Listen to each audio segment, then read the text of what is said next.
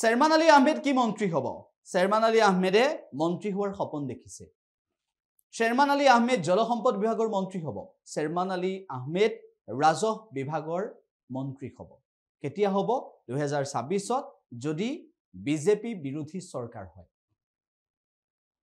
অখিল গগৈ আৰু চেয়াৰমান আলী আহমেদৰ মাজত কথোপকথন হৈছিল নেকি চেয়াৰমান আলী আহমেদে এই সন্দৰ্ভত মন্তব্য কৰিছে উল্লেখ হৈছে চেয়াৰমান আলী আহমেদে এই প্ৰসংগটো কিয় উল্লেখ কৰিছিল সেই সন্দৰ্ভটো মুখ খুলিছে আৰু একেটা সময়তে অখিল গগৈক লগ কৰিবলৈ যাওঁতে চেয়াৰমান আলী আহমেদ আৰু অখিল গগৈৰ মাজত কি কথোপকথন হৈছিল সেইখিনি কথাও চেয়াৰমান আলী আহমেদে উল্লেখ কৰিলে ইতিমধ্যে ৰাইজে বহুতে কৈ আছে যে আপুনি ৰাইজৰ দলৰ পৰা ইলেকশ্যন খেলক এনেকৈ বহুতে কৈ আছে যে অখিল গগৈৰ দলত যাওক মই এদিন অখিল গগৈক লগ কৰিব গ'লোঁ যাওঁতে অখিলে সুধিছে মোক দেখি বিৰাট ভাল পাইছে কৈছে দাদা আমি ইনশাল্লাহ অহা বছৰ চৰকাৰত আহিম আৰু চৰকাৰত আহিলে আপুনি মোৰ শিক্ষামন্ত্ৰী হ'ব লাগিব এডুকেশ্যন কৈছে নাই ভাই মই এডুকেশ্যন মিনিষ্টাৰ নহওঁ কৈ তেতিয়াহ'লে PWD মন্ত্ৰী হ'ব লাগিব আপুনিতো মন্ত্ৰী হ'বই লাগিব আমাৰ 10জন MLA হ'লেও আমি 2টা মন্ত্ৰী ল'ম এটা মই হ'ম এটা আপুনি হ'ব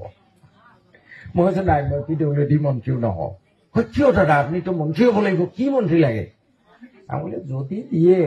যদি আল্লাহ তালাই মন্ত্ৰী হোৱাৰ হেৰি কৰে মোক 1 নম্বৰ লাগিব ৱাটাৰ ৰিচোৰ্চ নদীৰ কণ্ট্ৰলৰ কাৰণে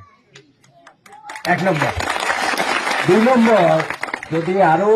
আপোনালোকে ভাবে যে 2টা মন্ত্ৰিত্ব চলাব পাৰিম তেতিয়াহ'লে মোক ৰেভিনিউ দিব তেওঁ দিছে কিয় বোলে এই যে যিটো নদীৰ ভাঙা এইটো মই কণ্ট্ৰল কৰিব এইটো মোৰ 1 নম্বৰ কাম ৰাস্তা ঘাট হৈ থাকিব হস্পিটেল হৈ থাকিব এইবোৰৰ কাৰণে বেছি কষ্ট নাই মূল হ'ল এই নদীৰ কণ্ট্ৰল 2 নম্বৰ ৰেভিনিউ তেওঁ দিছে ৰেভিনিউ কিহৰ কাৰণে বোলে যিমান চোৰ আছে চব পাত্তা দিম যিমান ভূমিহীন মানুহ আছে চবকে পাত্তা দিম মাটিৰ সমস্যা সমাধান কৰিম বুজি পাইছে নহয় লগতে আমি উল্লেখ কৰিব বিচাৰিছো যে ৰাইজৰ দলে চেয়াৰমান আলী আহমেদক দলত নাৰাখো বুলিও মন্তব্য কৰিছে মানে মোৰ ক'বলগীয়া একো নাই এইটো কথাত কালি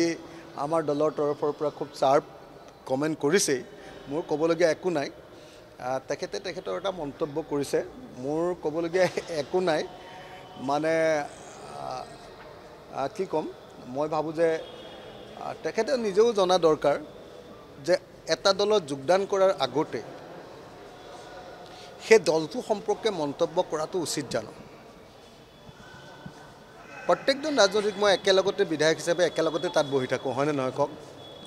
তেখেতে যোগদানেই কৰা নাই যোগদান কৰাৰ আগতে তেখেত মন্ত্ৰী হৈ গ'ল আৰু ডিপাৰ্টমেণ্টো পাই গ'ল আপোনালোকে কওকচোন যোগদান কৰাৰ আগতে কোনোবাই চৰকাৰ গঠন কৰাৰ আগতে কোনোবাই মানে এইবিলাক কথা ক'ব নেকি গতিকে এনেকুৱা ধৰণৰ ইম্প্ৰেক্টিকেল কথাবিলাক নকয় প্ৰেক্টিকেল হয় আমি সকলোৱে বিজেপি আৰু EIDF-ক পৰাভূত কৰিবৰ কাৰণে কাম কৰিব লাগে বুলি মই ভাবোঁ কেতিয়াও আদৰিবলৈ সাজু নহয় আমাৰ দললৈ অহাই নাই যদি আহে মানে আমি গ্ৰহণ কৰিলেহে আহিব আমি যদি গ্ৰহণ কৰোঁ তেখেতে ধৰণে যি ধৰণৰ কথা কৈছে তেনেকৈ ধৰণে কথা ক'লে কোন মানুহে গ্ৰহণ কৰিব হয়নে নহয় কওক গতিকে আমি এনেকুৱা বিতৰ্কিত কথা কোৱা মানুহকতো আনি আমাৰ দলটোতো বৰবাদ কৰিব নোৱাৰোঁ তেখেত এইবিলাক কথা আছে মই মানে তেখেতৰ সম্পৰ্কে এনেই আমাৰ কালি বহুত চাৰ্প মন্তব্য দি দিয়া হ'ল মই আকৌ তেখেতৰ সম্পৰ্কে আৰু বেছি কটু মন্তব্য কৰি দিব খোজা নাই আৰু তেখেতে যথেষ্ট কষ্ট পাইছে নিশ্চয় কালি আমাৰ পিনৰ পৰা যিমান টানকৈ কৈ দিয়া হৈছে আৰু কিমান লগতে বহি থকা MLA জনৰ বিষয়ে তাতকৈ আৰু টানকৈ একো ক'ব খোজা নাই কথাকেইটা ক'লোঁ আপোনালোকে বুজিটো পালেই যে আমাৰ দললৈ আমি কাকো নিমন্ত্ৰণ কৰি অনা নাই আমি কাকো মতা নাই কোনোবা আমাৰ দললৈ আহিব খুজিলে আহিব পাৰে কিন্তু তেওঁলোকৰ সাম্প্ৰদায়িক ৰাজনীতি ত্যাগ কৰি আহিব লাগিব যিকোনো খবৰৰ বাবে যোগাযোগ কৰক 7099017330 অথবা 7099017390 নম্বৰত